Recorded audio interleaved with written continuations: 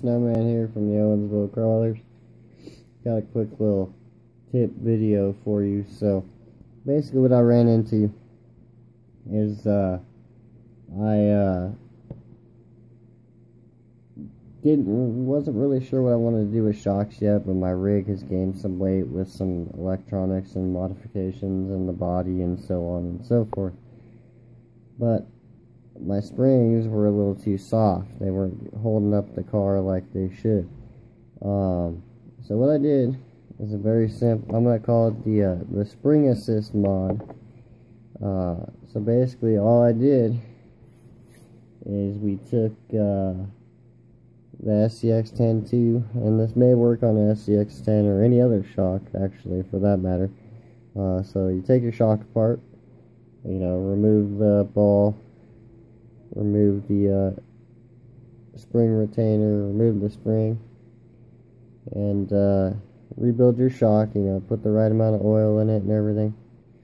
And then what we're going to do is, I have these springs. I bought a box of them at the swap meet, and this particular spring, let me open it up here. It says is a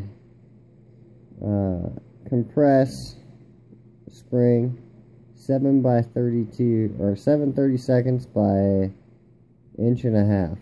Okay, so anyways, it's just a little bit bigger than the shaft here.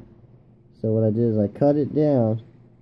When you take these shocks apart, they have this little rubber squishy spacer, so you can actually accomplish this same thing. It's actually a bump stop, but you can accomplish the same thing with a spring.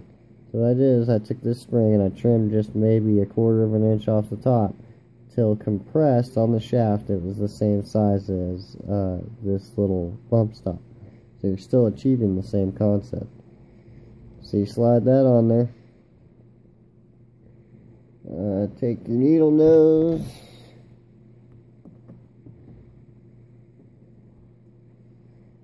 thread your ball joint back on. I have an Allen in here because it makes it easier to thread ball joints back on.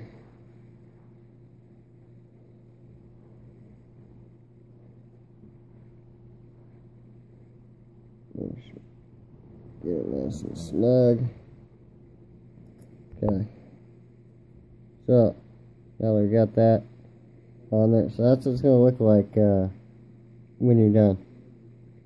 And the spring is about the same size as the shaft of the ball joint here. So anyways, once you're done, slide your original spring back on. Pull both springs back. Reinstall the retainer. Let the inner one go first, and then the outer. And you got yourself a extra assisted shock. So hopefully that works out for you. So before we go, I should probably do a before and after reference. So the reason I did this, as I said, was to get more support because of the weight of the body. So before I did this, my car actually sat like this.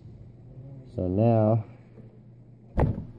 you can see I still have to adjust the ride height a little bit, but you can see it sits much straighter. So the rest can be adjusted just by the ride height adjustment on the shock itself, but it has made a great difference.